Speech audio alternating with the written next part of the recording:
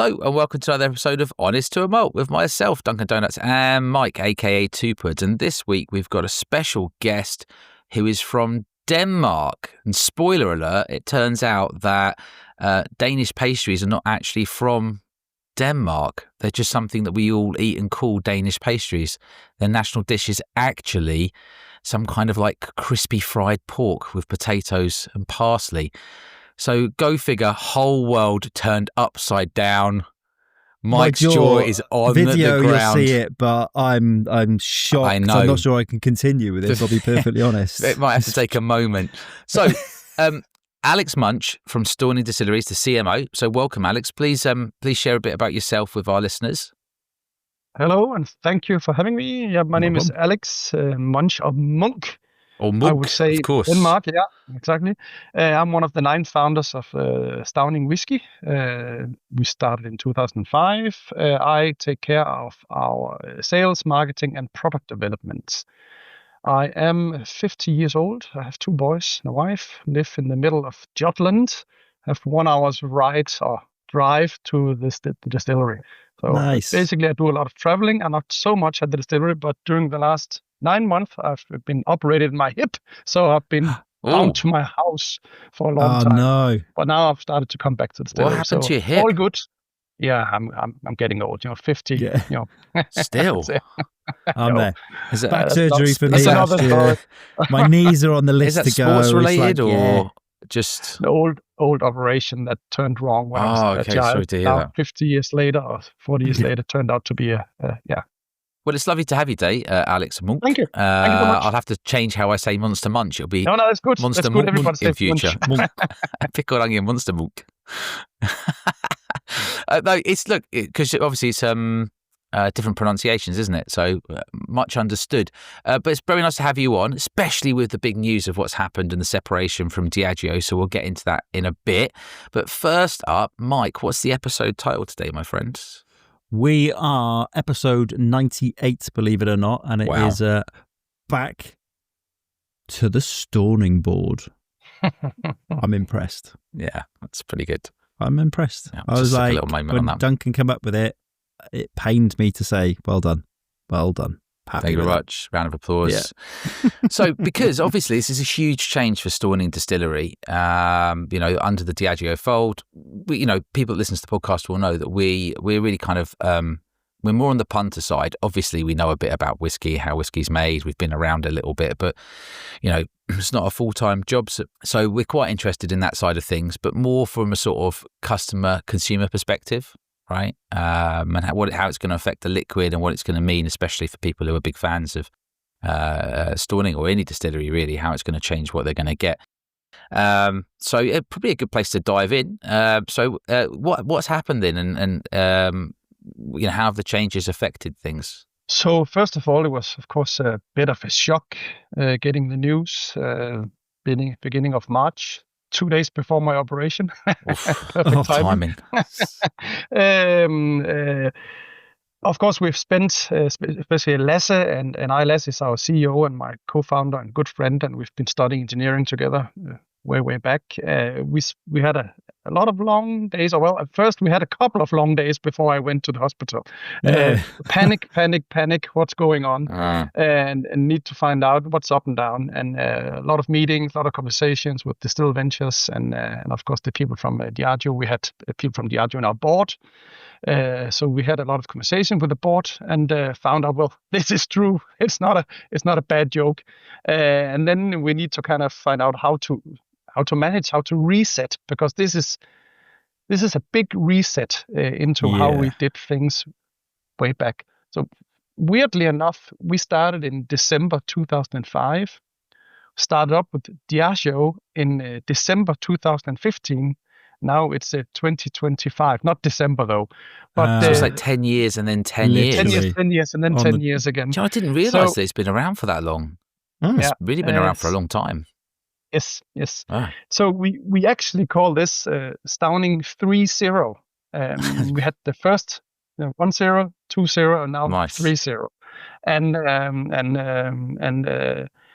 unfortunately, when things like this happen, you start up losing a lot of cash. That's number one. Big investor, a lot of money. We had a lot of investment for growth, A&P, salespeople, especially outside Denmark. We had to dial back to, okay, what's a sustainable business? What does it look like? So we had to, unfortunately, lay off 20 people over a couple of months. Yeah, I read that. Yeah, it's very unfortunate. Yeah, fantastic people, good friends, really good people at what they were doing. So that's, of course, kind of the hardest part of this going on. Then finding out, how does cash flow look like? What will it be in production? We have 25,000 casks of whiskey sitting in a warehouse. Do we then need to make more just, the next 6 months or 12 months? Maybe not. So maybe we should just dial down on production for some time until we will know what is the more sustainable. There's quite a few doing that at the moment, like just reducing production, just slowing it down a little bit. So and then of course, this situation doesn't come out of the blue. Diageo has problems or having problems. The most brands in the whiskey world or spirits world are having problems during these times. So a shock, yes, but we'll go forward. So what we've done is dial back to about 30 people, focus mainly on Denmark and our main markets, Germany, France, UK, but we'll keep the other markets. So we are in about 20 markets around the world. So we'll keep all of them. We'll, of course, not spend as much money in growing the brand with that big bag of money coming in basically every year. We have to find out how do we make our own money and how do we scale down on growth. Just reduces the marketing tap of it, doesn't it? I guess. Exactly. Yeah. Yes. Yeah. Big marketing really product out there. Yeah. It's obviously been a hard time, and you're into version 3 now. So tell listeners who don't know. So my exposure to, I don't know about Mike's, but my exposure to Stauning has been through Somerton Club in the UK. Yes. I have tried 2 or 3, but I had a whole bottle of I think it was Stauning Bastards. I think that one, and I've definitely tried a couple of the other ones. Often rye, right, or some kind of rye mash bill mix. It seems. So tell listeners a little bit about the distillery and what kind of liquids you're producing and what kind of your hallmark is, because I think that people will be less familiar. And that, Mike, do you think that's right, or I'm on the money there? I think it's a brand everyone will know, but not necessarily something someone's dipped cash out for, which is, especially now, let's go and buy some Stauning and help the guys out. Do you know what I mean? Yeah, exactly. Let's buy some bottles. But so give us an insight into sort of where you are at the moment, where that core range is going to be going as you see it now down the future. So where are we as such? Yeah. So if I just go back, we started making a single malt whiskey. So the dream of Stauning was making whiskey in Denmark, and we didn't know anything about whiskey, so we started up with how do we make an Ardbeg from 1977. That was basically it's amazing! What a dream! Yeah. And did you figure it out, just in case you can tell us? Yeah. Oh, you did? Right. We did. Not quite, but we just kept it. Yeah. We didn't sell that stuff. Yeah, that's the stuff we drink for ourselves, right? That was version 1. Didn't work. Yeah. It didn't work. We drank it. Too peaty. So, if you do figure it out, tell Ardbeg. Sorry, no, that's it. But then we kind of figured out after some time that, well, it's not actually fun making a copy of other brands. That's not fun. So we started looking into what is then Danish whiskey, and what could it be? Yeah. And in Denmark we have a big tradition with rye, so we eat a lot of rye bread, and actually people think that maybe the Vikings brought the rye to the US way back, Iceland, Greenland, North America, in a big boat, bringing the rye. So it's been in Denmark for thousands of years, this rye. So we started looking into, what is rye whiskey? And found it super interesting, this kind of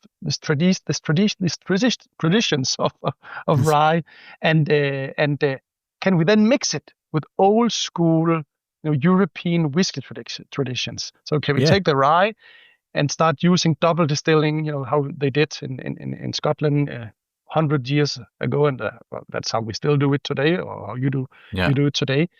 How can we play around with casks? What is the perfect cask or casks for a Danish whiskey? So one step took the next, and we started doing a lot of experimenting in Stauning. I think that's also where we are today. We are a young distillery, even though we've been here since 2005. Yeah. I would still say that's a young distillery compared to some of the distilleries around the world. I know of 2 distilleries in Denmark, you guys, and the one with the big square bottles. What's that one called? Copenhagen Distillery. Yes. Is that the one? Mike, that's the one you tried, that 70+% one that I was tasting for. I went to a whiskey festival, and first dram of the day, I got collared by the chap that runs it, and he gave me a 72% bombshell. I couldn't taste anything else for the rest of the day. I was like, tastes like Danish whiskey to me. What do you think of this 21-year-old Scotch? Tastes like Danish whiskey. Tastes like Copenhagen. Yeah, that's it. Copenhagen. Yeah. So you had 2 paths. Path 1 was recreate 1977 Ardbeg, and path 2 was go back to the Danish heritage of making rye whiskey. Yeah. Yeah. Yeah. Okay. Well, eating rye, and then eating using rye. that using what's local and traditional. I see. So rye is very common there, and that then then you're going to translate that into whiskey. Okay. Yeah. Exactly. Yeah. Exactly. I guess with version 2.0, the injection of cash from said distillery or company we will no longer mention, like Voldemort, allowed you to probably experiment way more than you would have previously or had budgeted for. So is that true? Yes and no. Because when you start engaging with companies like Diageo, you also start creating a kind of a highway path forward. So you need to produce a lot of liquid, and that then ends up being the focus, creating a lot of liquid that you can sell down the line.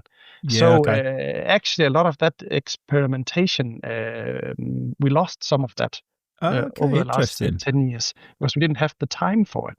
Yeah. So, it was mainly casks and getting some liquids and casks that could get some age. But in the beginning, everybody, all of our whiskies were sold out, very very fast. So we weren't able to actually put some in the warehouse and age it to get old. Now we know. Now we know, and we don't really care about age any longer because we found so many dimensions within our whiskeys, both young, medium, and old. So it becomes super interesting. How can we look into both, rye, wheat, barley, fermentation, different types of fermentation, yeast, casks from all over the world, age, what is that, heat, cold. So so now it's actually, we've gone back to, the Stauning board.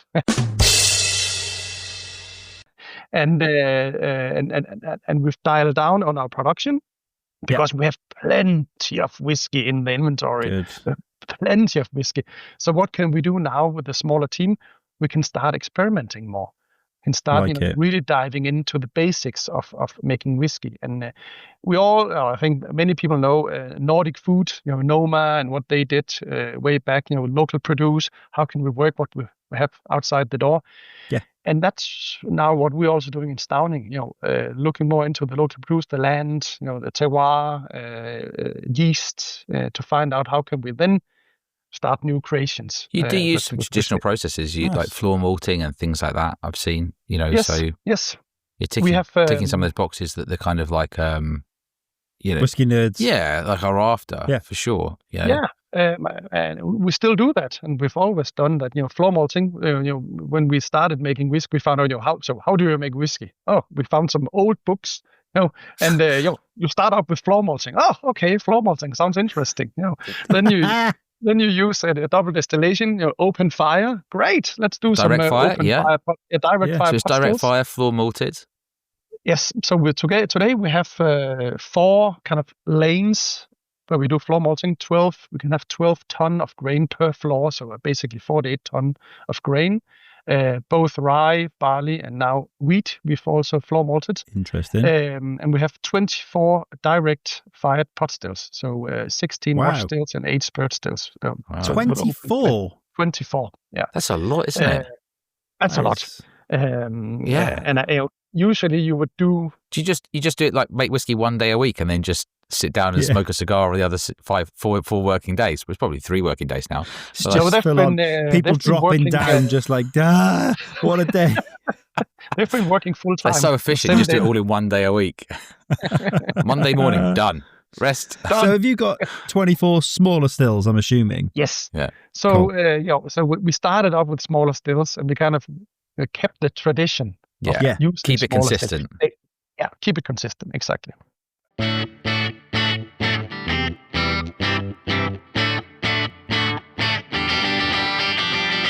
What we do every week. Before I forget, I actually, because I knew, had an inkling that you were going to come onto the podcast. Thank you, Alex, and communicating with your people. Mm-hmm. And so I had a look, and I found sometimes you can find a bit of a bargain, and this is how you can kind of get people into trying a whiskey. You know, if people won't go to a brand. And so obviously once it's gone to the retailer, it's up to the retailer what they do with it from there.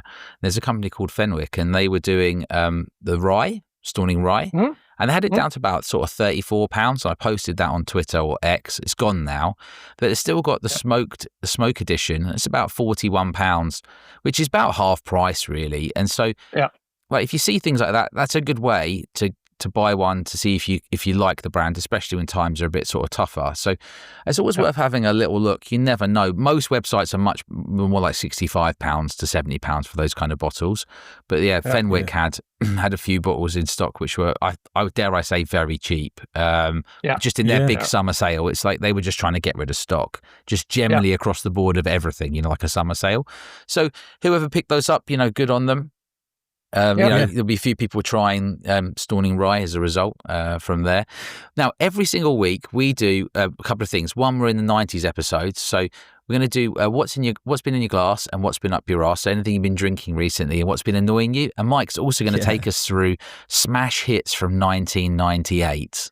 Okay, so we'll start with you, Alex. And what's been in your glass and what's been up your arse in the last week or so? What's been annoying you? Oh my God. What have you been drinking, Mike, my friend?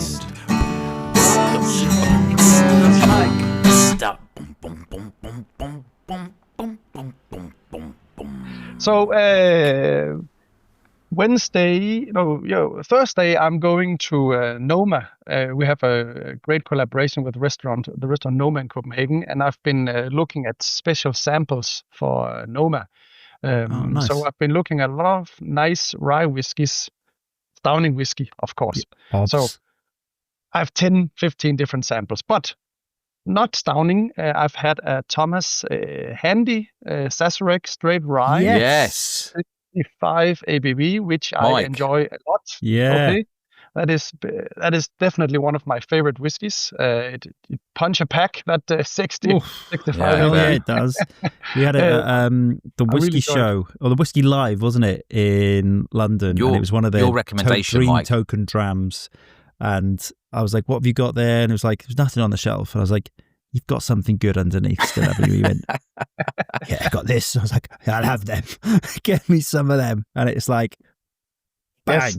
I was everyone there. As soon as he cracked it, I went, "Get this." And he's like, "Dude, I was going to keep what's left." And I was like, "There's going to be none left by the time I'm finished, mate. Don't worry." I'll send it everyone. Mike's got his megaphone straight out. Everybody in the show has a token. Give it to me. He's on the tannoy. He's pushed the person out of the way. Yeah. Everybody, please come to the hall now if you have a token. That is an outstanding dram. So it is. It definitely is. Is that the future direction maybe of Stauning then? Is that where you're going? So we're 9 founders and 9 very different founders. Some like lower ABV, and we are some of the guys that like high ABV whiskeys. And we found out that even though you like it a lot yourself, maybe you shouldn't sell all of it. 65 or 62 or something like that. Yeah. But we definitely will do more cask strength whiskeys. Good. We also have a whiskey coming up, which is, dare I say, 72 ABV, like the one you mentioned, which is a very special one. Just to harpoon people at whiskey shows. Yeah. Yeah. Make sure it's your first dram of the day. And it's a fun product because It started outside in the warehouse. I'm so sorry, Alex. You're going to have to call it breakfast whiskey or something. Yeah. Go on. So you started in the warehouse, yeah? It was outside, and when we put our new meg in the cask, it's at 64 ABV, and it went down to about 62. But the cask was leaking a lot. Okay. So we took it inside. We put it inside the warehouse, and it stopped leaking within a day. Then we kept it in the warehouse, and then slowly the ABV started going up. So over the last 6 years, it's gone from 61, 62, something like that. So strange. Was the alcohol coming back out of the cask or something? Yes, water's evaporating quicker than the alcohol. Okay, yeah, water's evaporating. Exactly. Yeah, okay. Yeah, probably due to the humidity inside. It's lower than outside, something like that. So that's really fun. Maybe you should sell that then. You know when when whiskies are getting old and they're approaching the 41, 42% mark. Just sell that. Just tell them to ship them over to you guys, and you'll just save. You'll save it. Yeah, just bring it back to life. Little sideline hustle. Shout. Get that 50-year-old Glen Scotia back over, and we'll pump it up to 50% for you. Yeah, no problem. The Stauning rejuvenation process. Just there with the mess in the background. It's the humidity. It's the humidity. No, that's amazing though. That's a great little. You must have been shocked when that happened. Such a big so move. Weird. Yeah, it was so weird. It was like we had to check the alcohol. The what do you call this? The meter we have for measuring the alcohol. You need to find what's wrong. and mark the exact spot where that cask is. And just be like, right, this is the golden spot. It's still there. And we have four of them in there, so it's not that bad. Do you reckon you'd be able to? Are you going to try and replicate it to see if it happens again? I'm sure it will happen again. I have no doubt because we have 4 casks in there and we're all going up.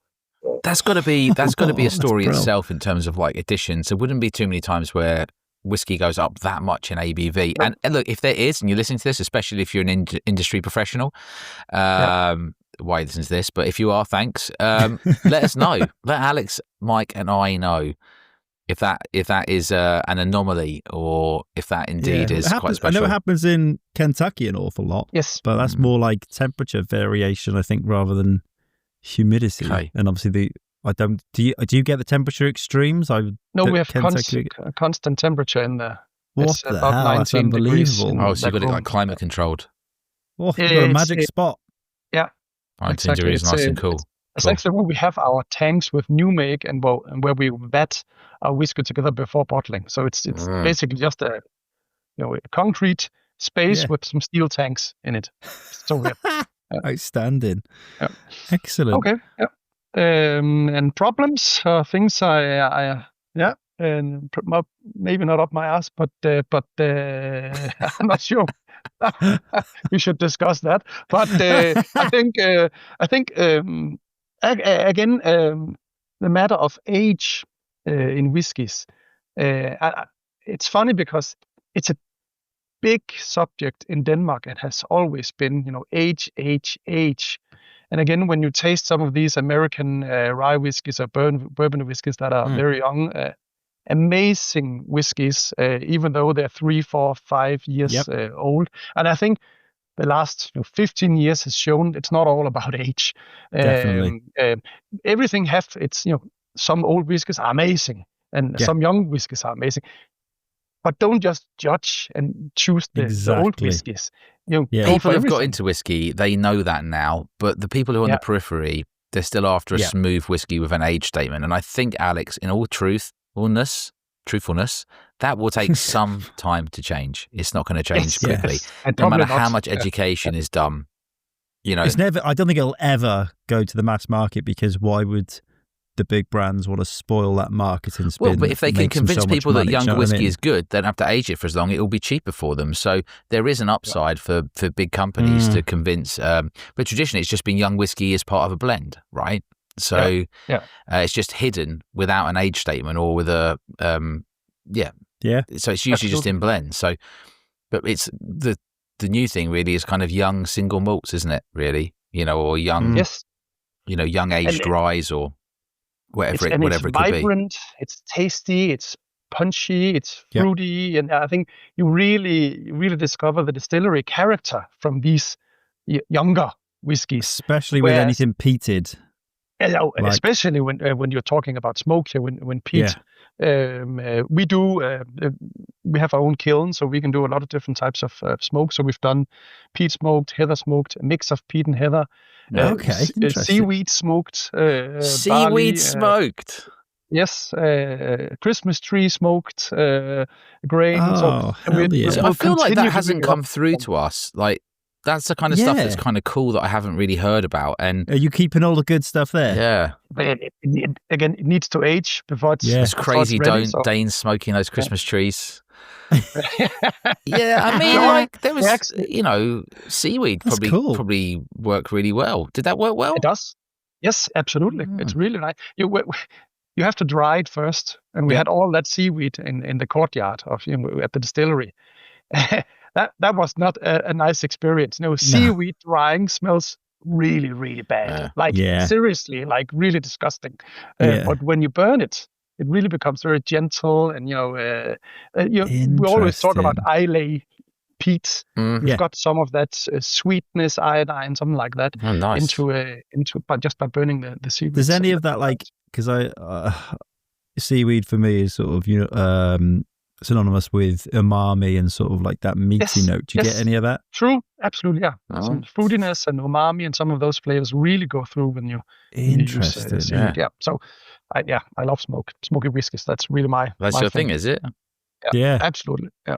Okay. Love it. No, hang on, noted. We'll have to come back to that. Smoky whiskey. So let's take it. So, Mike, what's been in your glass and what's been up your arse?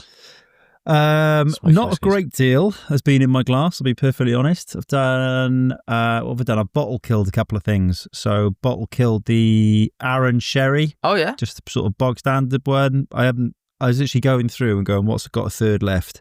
Found the Arran Sherry and I was like, I haven't had that in ages. And it was an older bottle and I was like, beautiful, beautiful stuff. I have bottle killed some fucking dog shit whiskies that I was like, some horrendous. I just snort blew my whiskey into my face. Thanks. Yeah, no, because there's always a few bottles I tucked away that I hated. That was one of them, and you can tell I've had that for a while. It's a French whiskey, and that's how much has gone out of it because it's just, it wasn't great. So I thought, do you know what? I'm actually going to pull it out and try it.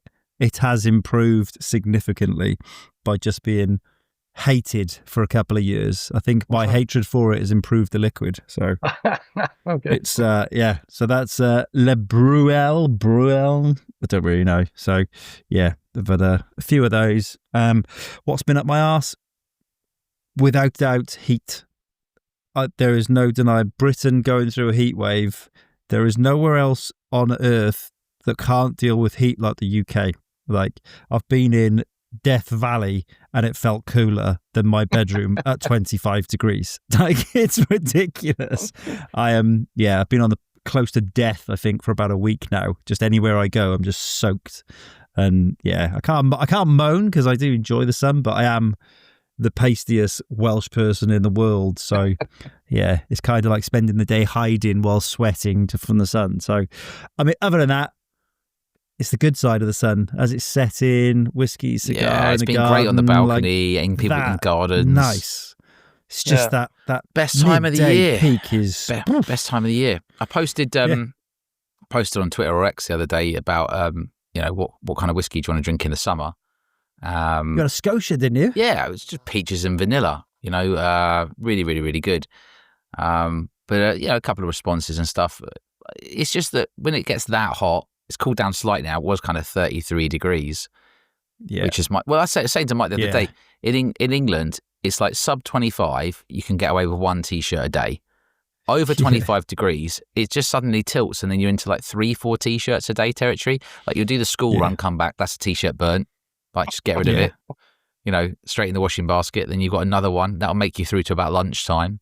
I'm in swim shorts permanently so they can dry off quick. I'm just topless. Everything's just wick away moisture. Yeah. The postman the other day delivered something and I was just literally in swim shorts, soaking hot, just like that. And he was like, just looked me up and down. I don't care. And he was like, he's seen worse, Mike. That's the sad thing. He's seen worse. Exactly. Hey, and he's like seasoned through wind, rain, snow, and heat. The geezer's not even breaking a Not at sweat, all. and he's probably done about 20 miles in the morning. Speaking of that, there's a lovely postie who serves here who he must be deaf, so he can't hear. So if That's generally how it goes. if he buzzes you and you try to talk to him, he can't hear you, and he can't hear the door buzzing. So you always have to go downstairs. He's a nice guy, but it's quite annoying, to be honest. I feel like it's a sort of basic requirement of being a postie. Anyway, I've put a drop of Isle of Ambulance in my glass, which is an SMWS Arran, and it's right up there alongside your sort of SMWS Glen Scotias. Less wacky, it's a little more rounded, but still lightly peated magic. It says a boisterous jangle of hospitals and medicinal stuff, all alongside stunningly fresh coastal qualities and bags of pure, vivid peat smoke. This would be right up your street, wouldn't it, Alex? Yeah, sounds nice. Yeah, it's really good. What's the ABV, was it? It is 61%, so 11% off the magical Copenhagen. Nothing. Perfect. Copenhagen or close, future Stauning release, Mark. On that, couple of things I wanted to ask you before I forget. One, what's your favourite smoky whiskey? And two, have you considered, I'm going left field now, MGP is one of the biggest whiskey companies, isn't it, in the world? Aren't they big? Yeah, producers. Producers. But I love an MGP mash bill. You know, when you get like SMWS bottles and they've done and the mash bill will have some rye in it. So my view is I like rye whiskey generally as part of a mash bill, where it's like some rye whiskey has gone in with some bourbon, maybe something else. I'm on the right thing here. I'm not talking off. Yeah, you're right. Yeah. And for me, that's when rye is at its best, is when it's kind of been put together to add a bit of spice or change some elements. That's when I've enjoyed rye the most, I think. Yeah. But having said that, I do like Sazerac, you mentioned earlier. I quite enjoy that. Dan from Somerton was saying one of the best whiskies he's tried is an aged Sazerac, like a sort of 21-year-old one or something like that. What's your favourite smoky whiskies? I think people would love to hear that, so we should ask that before we forget. No pressure. Look at that. That was a big inhaler breath there, like what you're doing to me. Yeah, but it's a good question, but it relates to special times of my life.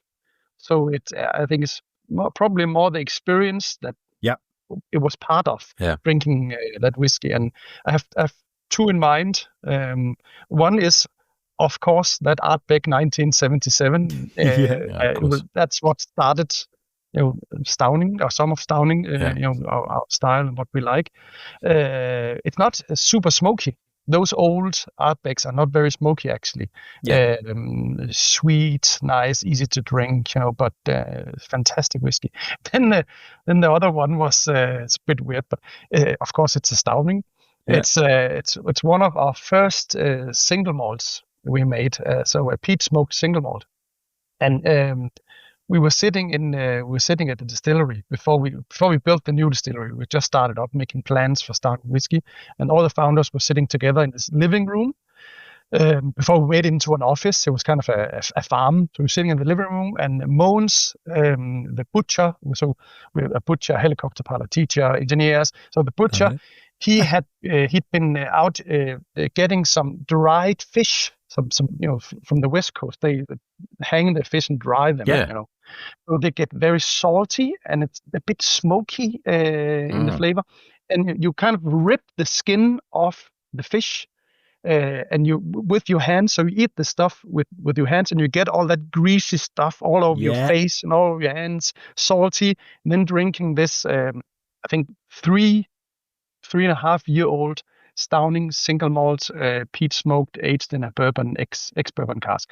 As simple as it could get. That was one of my favorite episodes of the Stauning.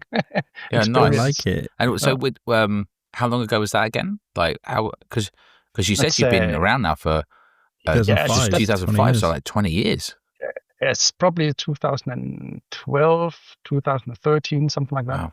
And so which month officially will be your 20-year anniversary? Have we already hit it, or is it coming up? December? No, December. 1st of December. Okay, perfect. So it's still ahead then, isn't it? Yes. Yeah, Yes. fantastic. Nice. And what about the mixed mash bill thing then? Is that something? Have you already done that? Have I missed it or misunderstood it? What would be examples that I could go back and find? A mixed mash bill which would be up my street in terms of if I was going to get an SMWS MGP release. Instead, I could get this Stauning release and support Stauning. Yeah, seriously, that's a serious question. Yeah, we've done a lot of trials and testing over the past years. We've never done a 100% rye whiskey. Okay, yeah.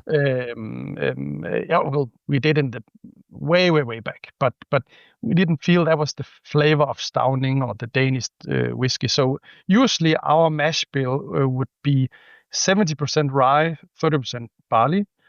We've also been down to 51% rye, 49% barley. Just recently, we've done, we've brought in wheat also as a grain that gives it some mellowness. Some. I was going to say because I've been pressuring Michael Henry or Michel Henry, as we like to call him, from Loch Lomond, and I've been trying to convince him to do a 100% wheat whiskey, and he's like. It just won't work. It needs to be with something else, but that wheat brings just buckets of creaminess and just really nice rounded. They do wheat bourbons, don't they? Yeah, wheated. Wheated ones. Yeah, there's a Weller one, and there's there was one from Buffalo Trace as well, I think. Yes. Yep. You're right. Totally. Yeah. So that's going to be fun to see how that will affect, in our mash bill, how that will affect the Stauning whiskies. I remember. That's interesting. I can't wait to see how that goes because I really like wheated bourbons, or wheated American whiskies, I should say. It was the Somerton one that I had a bottle of was a maple syrup cask rye whiskey. Yeah, that was I think it's a 60.1%. I think that was it. I think I can't remember. I know we had one, the rye maple syrup that actually won as world's best single cask rye. I don't think it was that one. I think that was It was good though. I remember it was good. It was unusual to get something which had such maple syrup kind of influence on it. I think that was what triggered me. I took another whiskey. Do you remember, Mike? I took another whiskey and I put it in an empty maple syrup bottle. Yes, I think that was what triggered me to do that. Yeah. Okay. Just to give it a little bit of sort of maple syrup finish, because I think that. So I remember we did an episode with Ian Allen from Glen Murray at that time, and we were talking about Stauning, the maple, and then how you were then starting to put a tiny drop of maple syrup into whiskey, just as then that changed it slightly, and then he went really quiet. And he was like, "You can't say this, but we've got one coming out." Oh yeah, and that's come out in the last couple of months. So they've released that maple syrup cask one. Yeah, so trendsetters. It's definitely a thing. Trendsetters. Yeah. Yeah, very cool. So we should do for a start, Mike, we can't forget banging tunes from 1998. Banging tunes, there is a fair few. Go on, let's have a look. So firstly, I got to say, obviously 1998, I know it's a lot of pressure and I don't want to miss a thing. Aerosmith, classic tune. He's just been singing his heart out at the last gig for Ozzy, hasn't he? He's 78 now, or 77, and he honestly sings like he's like 40. Yeah, he's got more hair than probably a whole old people's home combined. Yes, you're right. I mean, it's probably horse's hair. It's Hollywood, isn't it? Who knows? Do you think? God knows. We have got Intergalactic by the Beastie Boys. Ooh, absolute beast. Fly Away, Lenny Kravitz. Big synonymous with my first car, the Peugeot 206. Will always remind me of that with classic the riff. Bewitched, C'est La Vie. What a beautiful song. There's no chance Alex knows that song. Let's just check. No, I do not know that one. Alex is like, I actually followed them around on their world tour in 1999. Yeah, there's some classic ones. Fatboy Slim. Oh, yes. Rockefeller Skank. Stardust, Music Sounds Better with You. Yes. Share, Believe. Oh, there were some big dance hits that year, wasn't there? It's where we sort of slid into trance mode, I think, as the UK. We sort of got quite behind it. Goo Goo Dolls, Iris. Mm-hmm. mega song. I probably liked that significantly later in life than I did at the time, definitely. Okay. What else have we got? New Radicals, You Get What You Give. Yeah. Horny by Hot and Juicy. Not sure I remember that Big one. tune. Horny? Go on. Give us a rendition then. Absolutely not. You can Google it separately. Nice try. So close. A perfect one to finish with, Semisonic, Closing Time. Oh, what a tune. Closing time. There were more, but I think that's a nice selection. It was another absolute decent year from the 90s. It's been consistently the best music was 90s. We're working off the theory that the best music was the 80s, and then it was the 90s, and then since about mid 2000, actually, it's probably the fault of you starting the distillery. Music went downhill around mid 2000s. Yes. So I'm totally right. I mean, look, all we've got is two events and causation. That's it. So they're obviously linked, aren't they? You opened the distillery and music got rubbish around the world. Fact. That's a fact. Absolutely. Shit music, good whiskey. We'll take it. We'll take it. We need to remember to come back to talk about your latest release, but it'd be really nice now if we could go through your Pudding Island drams. Over to Mike to set the scene. So, Alex, we are sending you away to an island of your choosing. The island can be literally anything you want. It could be tropical. It can be cold, windy, stormy, whatever island you want to fantasize about being away for 30 days. It's not survival. It's a mini holiday.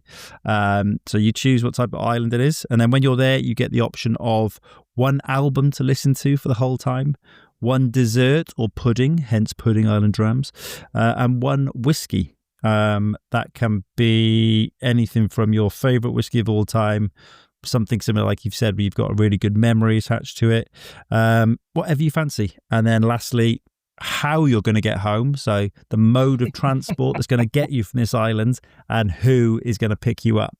So let's think. Shall we start with, let's go with dessert first. first. Surely island first. Oh, island. Sorry. Let's go. What type of island are we on? Oof, very difficult question. I have three islands in mind, but I have to pick one, as you say. My mom is from Tanzania in Africa. Oh wow! Okay. Outside the coast, you have Zanzibar. That's a really nice place. Heard of that. But I'm not sure I would like to stay there for 30 days, maybe 1 week, 2 weeks max. There's a club in Newport called Zanzibar. And I'm not sure I want to stay there. I wouldn't want to stay there for 10 minutes. If you chosen Zanzibar, you could have had Jack Black pick you up, couldn't you? He sang about it. I would probably go for something you would probably think of as boring. There's an island in Denmark called Bornholm. Okay. Bornholm it's actually nearer to Sweden than to Denmark. It's a rocky island. In Denmark, we don't have any kind of rocks, no mountains. Even though I actually live 25 kilometers from the Heavenly Mountain, which is a hill that's 180 meters high. It's it's the highest point in Denmark, or very close to be the highest point. Yeah. But it would be Bornholm. Bornholm is a small island. It's really nice. There's a lot of good food, drinks, good atmosphere. Yeah, I love that place. Yeah, very nice. Happy days. So we're in a nice rugged rocky outcrop is what I'm picturing. Decent. Yeah. Okay. So yes, your dessert, if you were there, what would be your sweet of choice? So at the moment, the strawberries in Denmark are just amazing. Absolutely. Okay. It's the best strawberries in the world. No doubt about that. In the world. In the world. Gauntlet laid down to all the other strawberry-producing countries. Norfolk up in I arms now. I will immediately let the Wimbledon tennis tournament know so they can start sourcing their strawberries from you do actually, to be fair, in supermarkets, when you see strawberries, they could be from the UK, but they could also be from Denmark. You will see Danish strawberries in... I'm joking. No, you actually do. You do see Danish strawberries in supermarkets, yeah. It's, pick them from the fields, red, sweet. And then in Denmark, we usually during summertime, and this is from my childhood, you would put sugar and a thick cream on top of the strawberries. Yes. That's it. Just eat it with a spoon. You are literally Wimbledon. That's it. Strawberries and cream at the tennis. It is? Okay, I didn't know. Wimbledon started like a few days ago, but tennis goes on all year round and is available in other countries and other locations. But one tournament, 2 weeks, job done. It does get a lot of coverage in the UK, Wimbledon. Yes. So, yeah. Happy days. Strawberries, cream with a bit of sugar. Like it. Beautiful. I have to go to album next because I'm going to keep whiskey for last. So one album. Duncan's already put his hand up to the face. He's quite judgmental with music. I didn't even realise I was doing it. I was leaning in. He's like, I'm listening. I'll take the album I actually lost last year when I sold my car. I forgot to take the that's brilliant. Sorry, unless it was obviously deeply emotional connection, but that's just. It was Led Zeppelin, Mothership. As I remember, a remastered version of Mothership from 2007. Perfect album. I just love it. Yeah, can't argue with Zeppelin. I like the idea that it was a limited edition. The person knew it was in your CD player, and they only bought the car to get the disc. Yeah, that's what it was. Yeah. And they just went. They just parked the car and left it on the side of the road, took the disc and walked off. Took the disc. Yeah, it was probably just down the end of your road with the keys left in the ignition. Yeah. Have you got a favourite track off that album? The obvious one would be Stairways to Heaven, which I really enjoy, of course, but that's almost too easy. Probably Good Times, Bad Times. Oh, I love Good Times, Bad Times. Good times, bad times. Because what I'll do, I'll go and update our playlist because we've got an Apple Music playlist where we put everyone's selection. So I'll go and add that immediately. So your track will feature in the next hour or so. I'll get that on there. So excellent selection. Excellent choice. Now to the big one. Whiskey. 30 days. What are you going to go for? Anything in the world? Ouch. That's a difficult one. The easy choice would of course be a Stauning. Of course. But you can have any whiskey, Alex. So you can have Stauning. You can have any whiskey. I'll take a whiskey we haven't released yet, and I actually do not know when we will release it. Okay. It's been bottled. There's no labels on it. It's sitting in the warehouse. We did an experiment with rye whiskey and different types of sherry casks. So we had the Oloroso, Moscatel, Pedro Jimenez, Amontillado, to see how would the different types affect the same type of rye, same mash bills, same age, everything. And after doing that test, you have 4 casks. I think it was 4. Did we have 5? No, 4 casks. Yeah. No, Palo Cortado. We also had Palo Cortado 5 casks. Yeah, and it was not, each of those casks was not big enough to make a batch. It's only 250 bottles. So what we did was we put Pedro Jimenez and I think Palo Cortado together in a blend, dry and sweet. Yeah. And then we took Amontillado, Oloroso, and which one was the last one? Moscatel. Moscatel, exactly. Yes, put that together.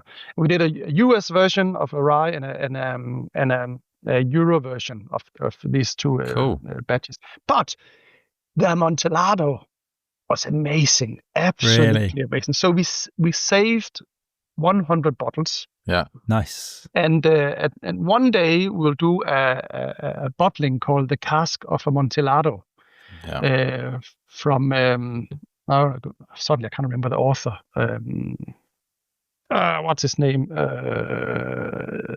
Google's permitted. It's okay. Google it. Yeah. I'll edit it in. Fino sherries are good as well. The Cask of Amontillado. Edgar Allan Poe did an essay that called The Cask of Amontillado, where he basically kill a person. And we want It's gone dark. Mike, it's gone dark. Really dark. I'd do anything for it. Yeah. We want to print that essay as part of that bottling. Oh my God, I'm Alex. I'm seeing here huge potential for a best-selling horror novel written by Jo Nesbø, where every person that buys a bottle of Cask of Amontillado gets killed. will die. Yeah. We will hunt you down one by maybe one. not a good idea for the distillery of Stauning. But that's really, and one of the, maybe just bring the pallet or those 100 bottles to that island. 100 bottles for 30 days, that's probably a reasonable just about doable, maybe. Yeah. You might have a couple of days off when you run out. Exactly. Excellent. Love it. That's a good choice. And then, so lastly, thinking of coming home, who would pick you up? Could be anyone, alive or dead. And how would they get you? What's the mode of transport they pick you up in? Probably a paddle board or something like that. Would be my good friend Morten. He's actually the architect that designed the distillery of Stauning whiskey.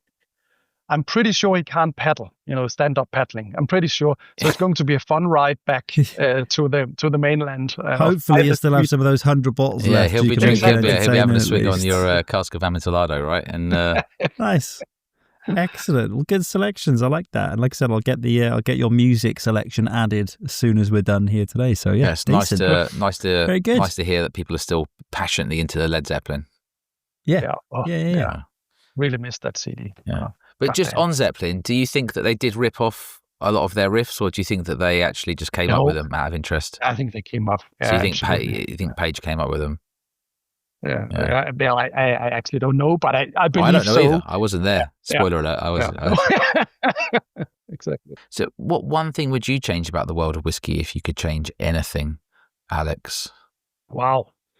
Well, if I could change one thing right now, it would definitely be the fact of Canada's trade agreement with the EU banning EU whiskey producers to make rye whiskey. Wow.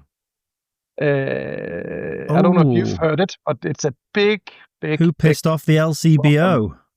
Big problem, yeah. 20 years ago, 21 years ago, something like that. I picture in my head there's a guy from the Canadian government sitting with a big cigar in a pub or something like that. Hockey stick.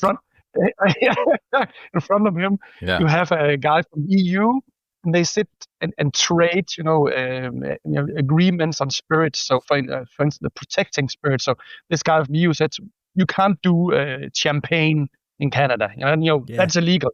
That stays in France. This guy said, well, then you can't have rye whiskey. That's Canadian. So, and he said, check, let's do that. Nobody in Europe made rye whiskey anyway 20 years ago, but some did, unfortunately. But that came into the attention of the distilleries in Europe 6 months ago. Yeah. And it's a 20-year-old trade agreement, but it says in the EU, you're not allowed to produce and sell. You can produce, but you can't say it's a rye whiskey. Right. Shit. So what are you doing? Are you today on this podcast calling from Denmark to come out of the EU? Is that what you're calling for? Yeah. Could be a solution. Denzit. Let's join the UK. Canada's problems are currently Trump and then Alex. Come to us. We're so Alex. We're so prosperous at the moment. Everything's going so well for us. Come to us. What you've read in the newspapers is absolute nonsense. We're all smoking cigars, 2-hour days. Productivity's at an all-time high. Honestly, it's all just gravy and gold over here. Gravy and gold. Yeah, we're coming. We've been there before. Vikings, we'll come again. Yeah, exactly. Yeah, exactly. It is interesting. I was speaking to a chap who's running a distillery over in Canada, and I was just like, well, just export yours here, there, and ever. And he's like, I can't really control what I'm doing in Canada because the LCBO have got so much power and sway. They can shift the entire whiskey industry just from one decision. If someone pisses them off, they can kill brands overnight. Like they've just got that pull power and sales power. It's unbelievable. Unbelievable, No, that would be probably my main thing. We are working on it right now. The European rye whiskey distilleries are going together, working on it. So nice. Let's hope. We cross our fingers. You just have to agree that you don't make maybe like no maple syrup in Denmark. That can be the new agreement, and they'll see if they'll sign that off. So, 'cause That's we're a good thinking one. about this Yeah, one. we'll trade that Right, one. we got a bit of rye whiskey. We don't want that, but we're thinking about maple and we're going to take it over. No, you can have the rye. Yeah, Just no maple. just negotiate. Yeah, fine. Just negotiate strongly. Yeah. Get Donny Trump on it. He'll sort it out for you. I was going to say, Yeah. well, don't Absolutely. make us go to Donald. Yeah. Because It'll take 24 hours. Yeah. Just Yeah. done.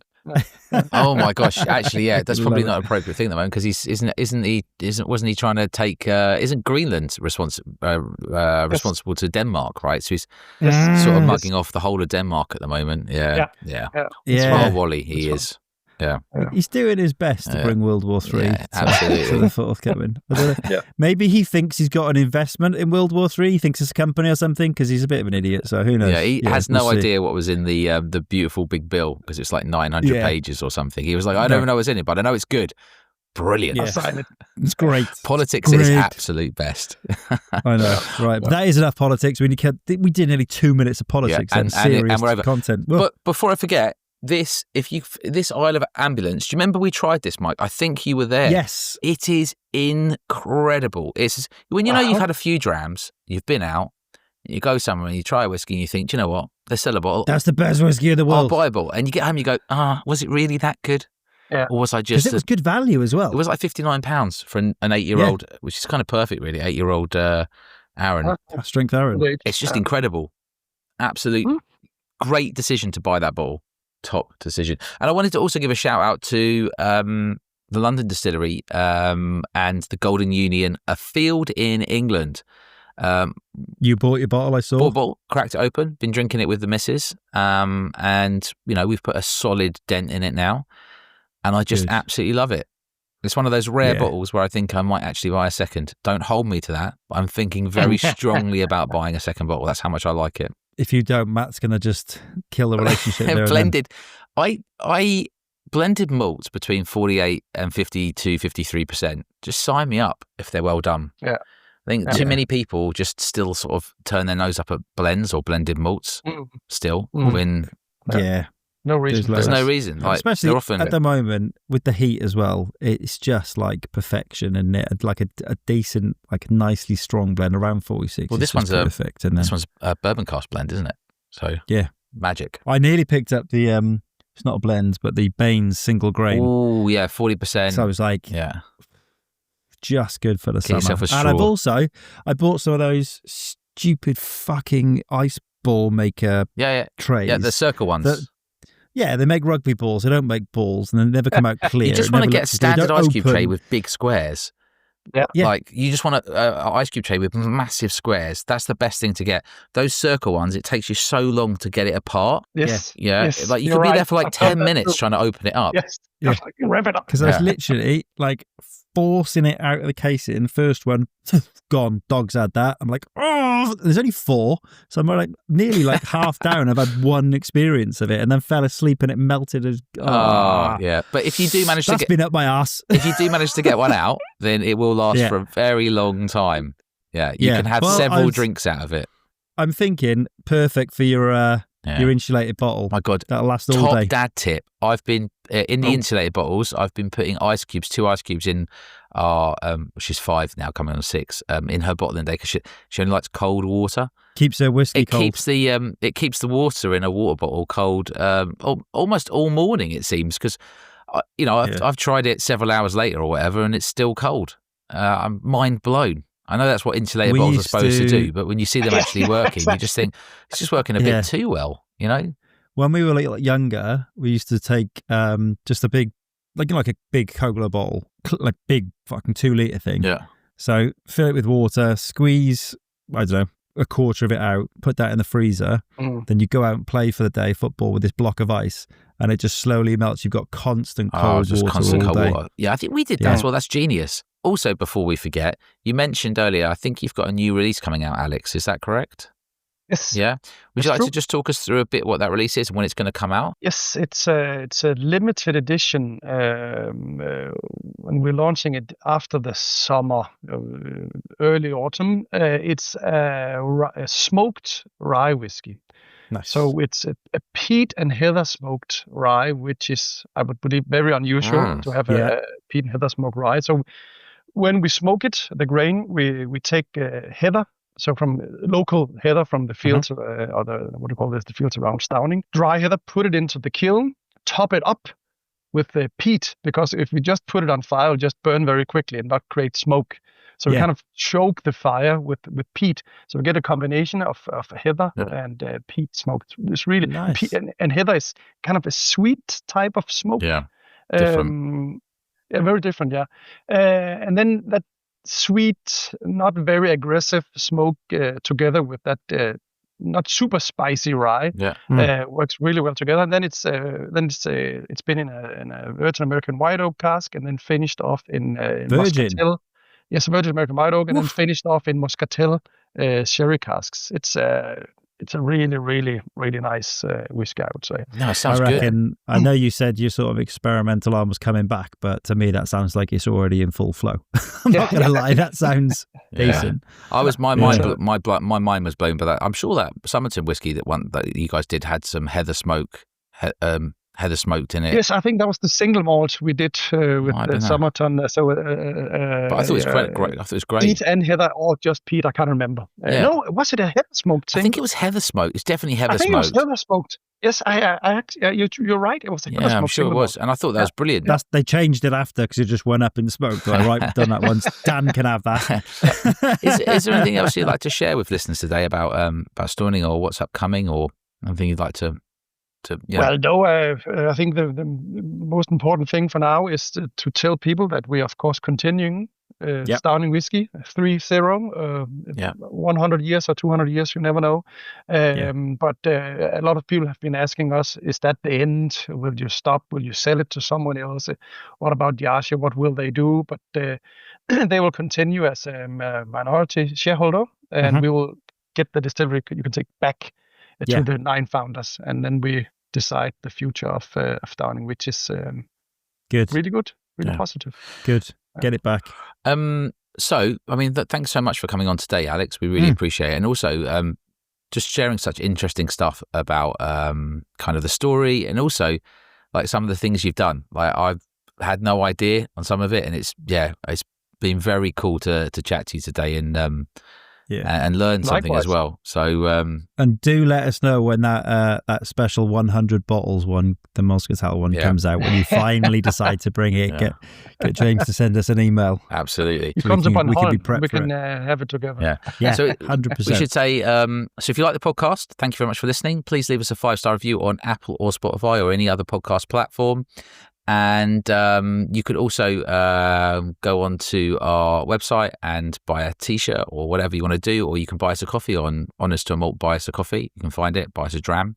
We'll put the link in the episode description. And Alex, is there anything you would? How can people find you? Is it do you know social media handles for the distillery? Probably, if they want to find me online, they can also come to Stauning. They can find me in Stauning. Yeah. It's just he's an hour down the road. Yeah, absolutely. So no, Stauning whiskey, Alex. You can find me on Instagram or Facebook. Mega happy days. All right. Well, if you want to find Honest to Malt, we are on all the social medias at Honest to Malt, and obviously the website www.honesttomalt.com. That's it for today. Thank you very much for listening, and we will catch you on the next one. Bye bye.